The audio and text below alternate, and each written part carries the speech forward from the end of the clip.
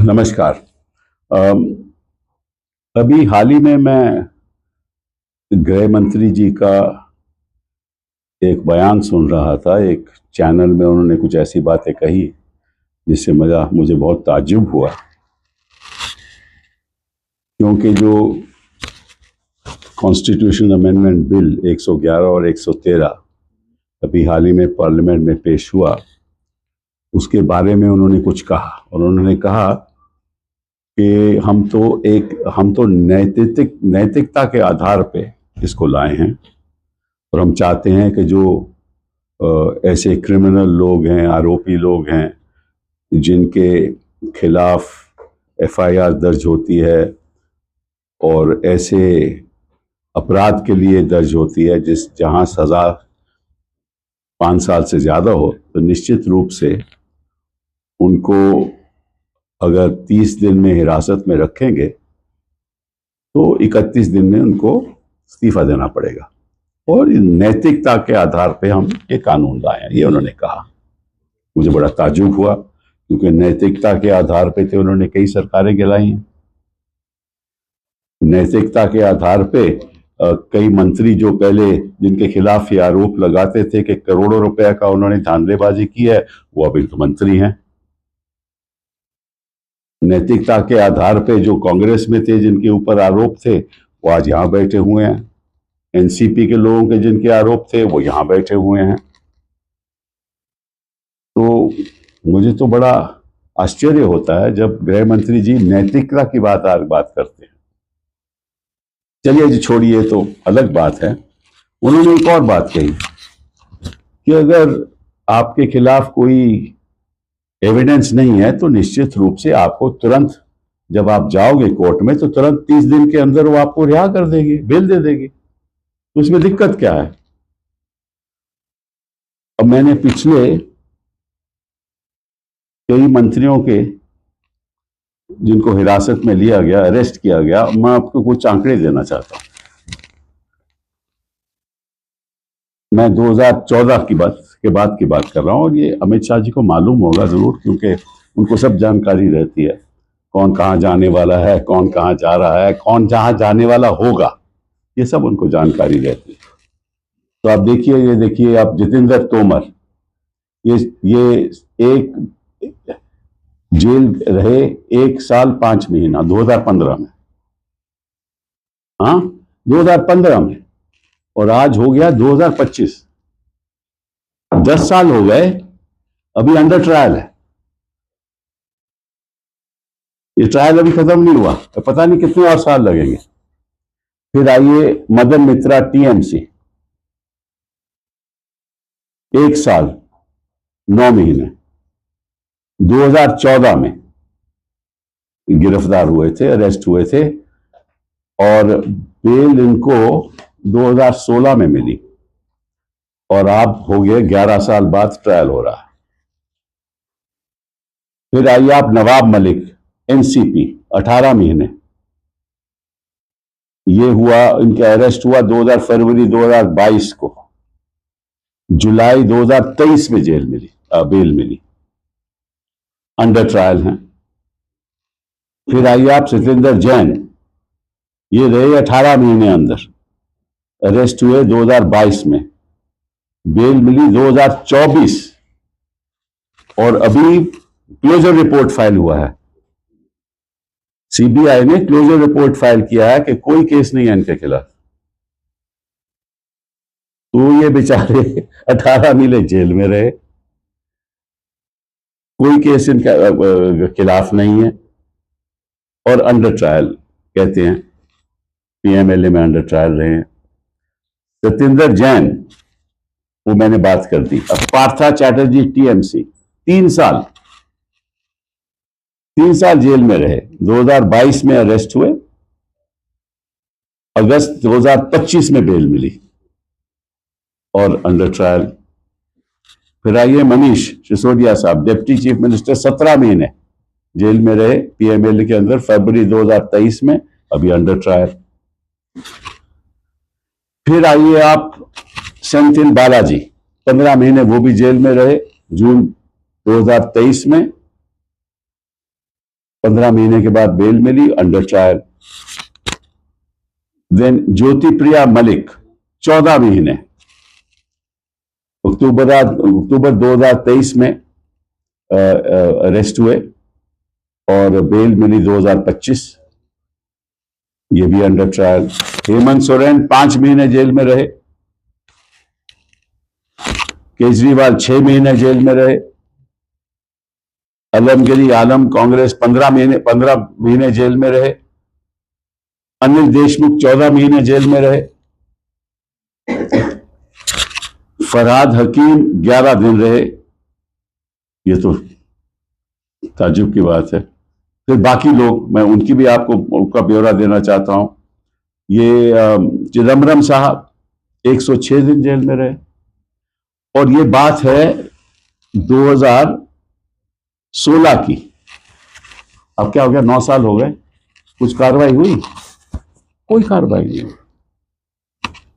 फिर शिव कुमार, डीके शिव कुमार 50 दिन जेल में, पीएमएलए क्वॉश हो गया। संजय राउत 100 दिन जेल में। तो ये तो जानकारी गृह मंत्री जी को है, तो ऐसा लगता है कि वो भूल चुके हैं। जेल जाना उनको याद रहता है, जब बाहर आ जाते हैं तो भूल जाते हैं कि कितने दिन रहे थे। कहते हैं कि 30 दिन में बेल मिल जाएगी आपको। मैं कोई पर्सनल बात नहीं करना चाहता, उसको छोड़ दीजिए, वो जरूरी भी नहीं। लेकिन ये बड़ी ताज्जुब की बात है। उनको देखिए, उन्होंने एक नया कानून पास किया, बीएनएस, उसमें वो भी भूल गए लगता है, उसका प्रावधान भी भूल गए कि उसमें लिखा है, पहले क्या होता था कि 15 दिन पुलिस कस्टडी में कोई भी अगर इन्वेस्टिगेट कर रहा हो तो 15 दिन की पुलिस कस्टडी हो सकती है। आज भी 15 दिन है, लेकिन पहले कानून में, कोड ऑफ क्रिमिनल प्रोसीजर में, पहले 15 दिन के बाद पुलिस कस्टडी नहीं हो सकती थी। बीएनएस में अब क्या है कि ये कस्टडी, जो ये पीएमएलए हो या सीबीआई हो, तो वो 2 दिन की कस्टडी ले सकता है। कोर्ट में जाके बोले मुझे 2 दिन की कस्टडी चाहिए, बाकी मैं इन्वेस्टिगेट कर रहा हूं। फिर 2 हफ्ते के बाद 3 दिन की कस्टडी और ले सकते हैं। ऐसे ऐसे 90 दिन तक, 60 दिन या 90 दिन तक कस्टडी ले सकते हैं। तो अगर प्रोसिक्यूटिंग एजेंसी ही कस्टडी 60 और 90 दिन लेगी तो 3 दिन में बेल कहां से होगा? ये इनका अपना पास किया हुआ कानून है। अगर इनको अपनी कानून की जानकारी नहीं है, फिर में चैनल में जाकर बयान देते हैं ऐसे, तो मुझे लगता है कि ये देश को गुमराह कर रहे हैं, और वो भी नैतिकता के आधार पे। सब जानते हैं। अब तो देखिए, रियलिटी तो ये है कि हिंदुस्तान की जनता जान चुकी है कि कितना लगाव है इनका नैतिकता के प्रति। तो मैं गृह मंत्री जी से कहूंगा, ये जो कानून लाए हैं ना, ये केवल ऑपोजिशन के चीफ मिनिस्टर्स और मिनिस्टर के खिलाफ उनको हिरासत में लेकर ऑपोजिशन की सरकारों को डिस्टेबलाइज करना, यही आपका इरादा है। और ये नैतिकता की बात जो आप करते हो ना, ये छोड़ दो, क्योंकि इससे कोई फायदा नहीं, कोई इससे प्रभावित नहीं होगा। साथ साथ में जनता को ये भी बता दो कि जहां जहां आपकी सरकारें हैं, चाहे वो केंद्र में हो, प्रदेश में हो, कोई एक मंत्री को आपने जेल में भेजा एक दिन के लिए भी? किसी के खिलाफ एफआईआर होने दी? तो आप बात करते हो कि भाई हम क्रिमिनलाइजेशन को खत्म करना चाहते हैं, तो जरा अंदर भी झांक लो।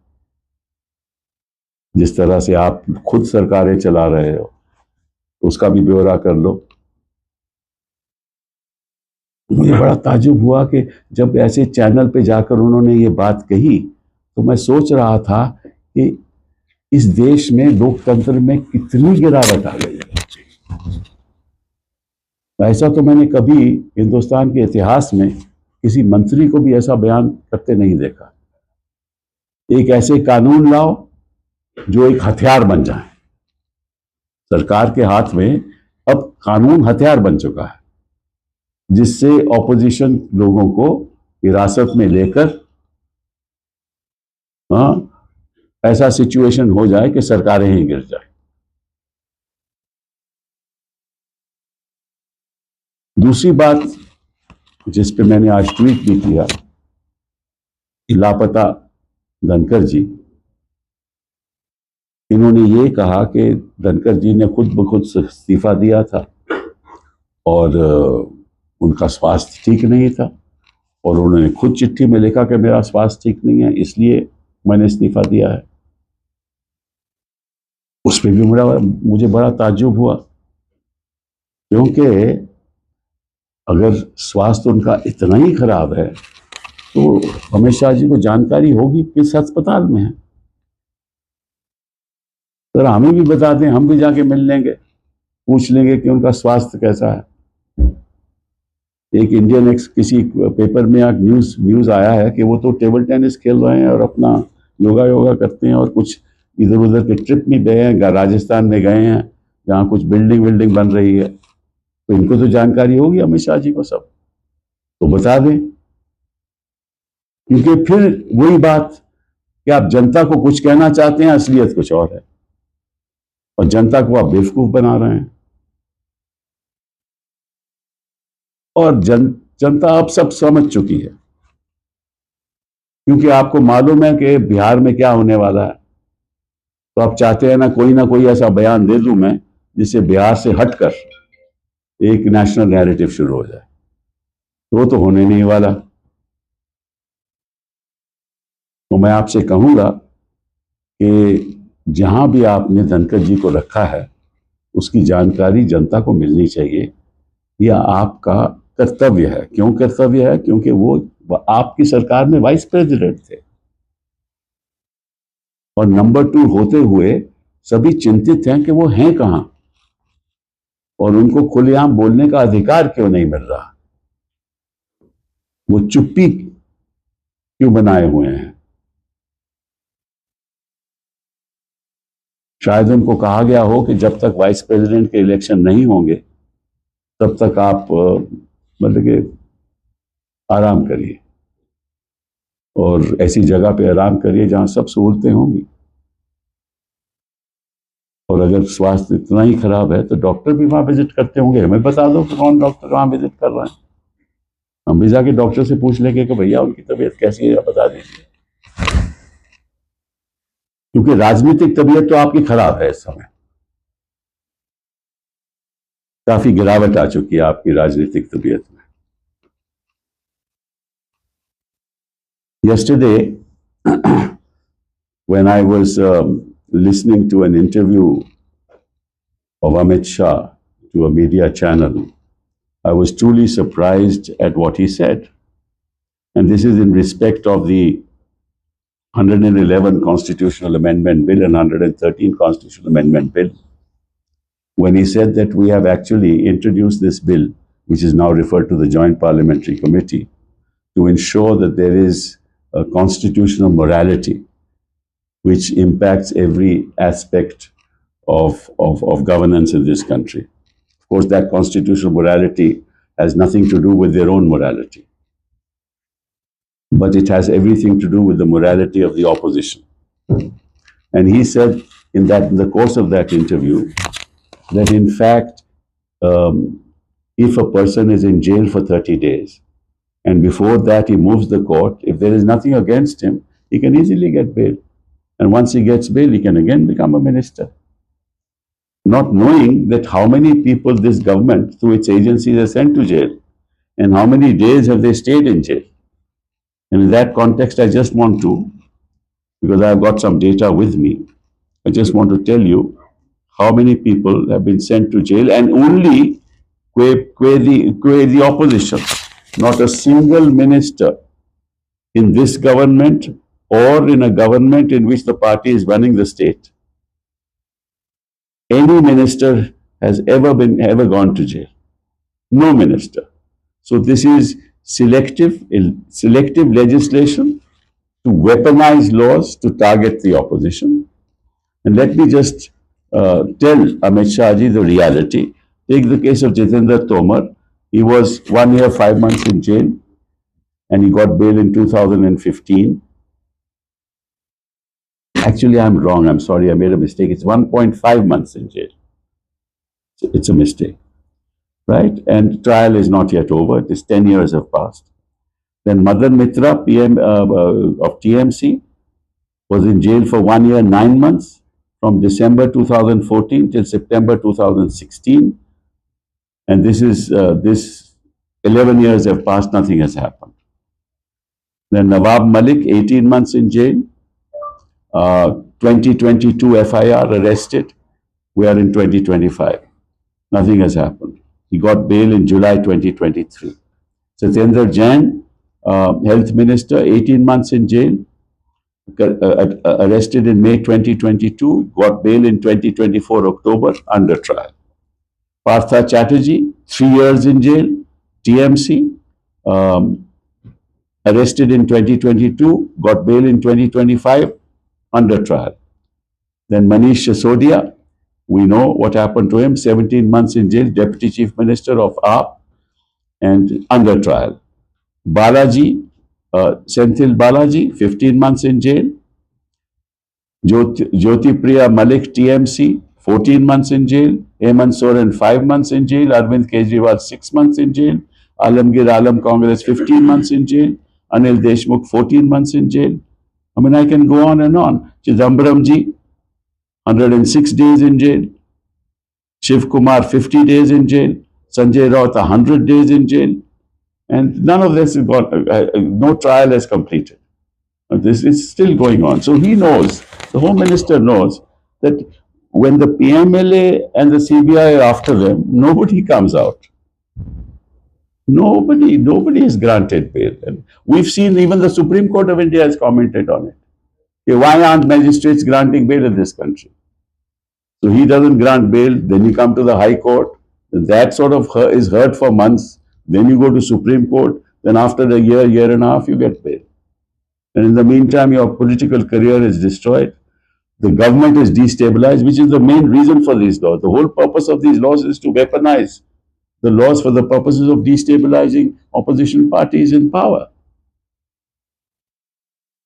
And even more surprising is for the Home Minister to say this in the context of the new law that has been introduced, that is the BNS, in terms of which the police custody, which under the CRPC could only be for the first 15 days after his arrest, now can continue to 60 or 90 days, depending on the nature of the offense.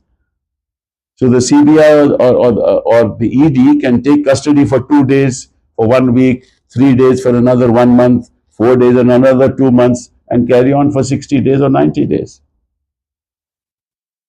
And he knows that. So he knows that under the new BNS, nobody will ever get bail in 30 days because the agency will say, we are investigating the offense. There was no question of granting bail. So he knows that. And yet, he has made a public statement that within 30 days you will get bail if you are innocent. In fact, I have seen in the past, people who are guilty are made innocent. And people who are innocent are convicted. This has happened in so many cases. We know that, you know that, even Amit Shah ji knows that. But the purpose is not the vindication of the law. The purpose is not upholding principles of constitutional morality. And who is this government to talk about constitutional morality? Can our Home Minister talk about constitutional morality in which, in the context of the way Maharashtra government was thrown out, in the way Uttarakhand government, Congress government was thrown out, Madhya Pradesh it was thrown out, and the manipulations that took place, Karnataka it was thrown out. I can give any number of examples, Goa, any number of examples. So you use the law to throw on governments, you buy people, you offer them plum postings, you offer them ministerships, or become members of parliament in the Rajya Sabha. And then you talk about constitutional morality. I don't think in the history of India, we've seen a government which is so constitutionally immoral as this government. So You know, the fact of the matter is, my dear Home Minister, everybody knows the reality by now. Everybody knows कि कितने पानी में हो आप, और सब जानते हैं. और the fact of the matter is that you know very well that the tide is turning and has turned in Bihar, and you want to sort of divert the attention of the people of this country to other issues like this one. But now the situation is different. I mean, you can fool people some of the time, and you can fool some of the people some of the time, but you can't fool all the people all the time. It seems you're trying to do that. That's not going to happen. Try and take care of the future of India instead of the future of the opposition parties in India. Thank you very much. Sir,